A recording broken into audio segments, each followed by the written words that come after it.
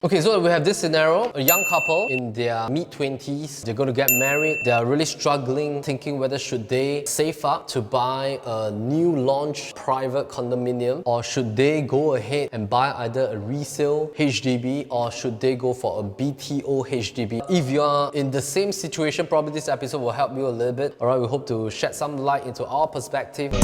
Wealth management and monthly installment at 1.88 per pound to select the right country to buy.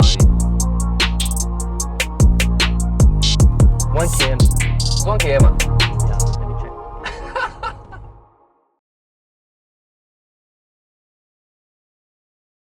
Alright, so I have children, I'm married, I got married at age 24, my first kid came out at 25. As I was striving out to be a real estate agent 13 years back, my kid was just like 6 months old. So I was building my family as I built up my career and my business as well in real estate. So I would say it really depends on what you want, because all of us, we don't just live for a property, right? We need to balance different areas of our life, our career and work and business, our family, in terms of your spouse and your kids. You gotta look after your parents, and then you gotta plan for your property investment in terms of own stay and future. Maybe you want to buy one property for rental and investment needs as well. So you got different areas of your life that you need to take care of, and of course you got to take care of your health as well, right? I would think if you're in that situation, then the very first question is, what would then be your priority? Let's look at the first one. All right, so if you were to buy a private property, whether it's a resale or a new launch, now look at the current cooling measures. To qualify to buy a $1 million property, you need $270 over $1,000, because 25% is the down payment, out of which 5% is cash, 20% is CPF to form out the 25% to buy a $1 million home. And you need to have the buyer's stamp duty as well. You can easily use this formula, 4% of 1 mil minus 15,400. That will bring you to about 270 over 1,000. So ask yourself, right now, do you and your spouse or your fiance have 270 over 1,000 to put as down payment? And second thing is, can your current salary scale support the loan in terms of a TDSR needs as well? So if you have that, then of course you have a very good head start, and you might want to consider going for that route if you think that that route will bring you better potential in terms of your property appreciation and stuff like that. Of course, if you were to go for the new launch, then from now until 3 years later, where are you going to stay? Are you going to stay with your parents? Are you going to stay with your in-laws? So you got to make the judgment call, right? But if let's say you do not have 270 over 1,000 and your pay scale cannot get that kind of loan, then let's look at the HDB option. All right, so if you were to get a resale HDB, are you able to buy right now based on your current CPF in your OA savings? Of course, if you buy a resale HDB as a first timer, a lot of grant, up to like 60, 70, 80,000 grant, depending on both combined income. And that probably will give you a very good head start in terms of down payment, because if you are to go into the resale market, probably you can get anything from 300 over 1,000, 400 over 1,000, or even 200 over 1,000 for a 3-room flat or 4 or 5-room flat, depending on where you want to stay. So if you need a head start,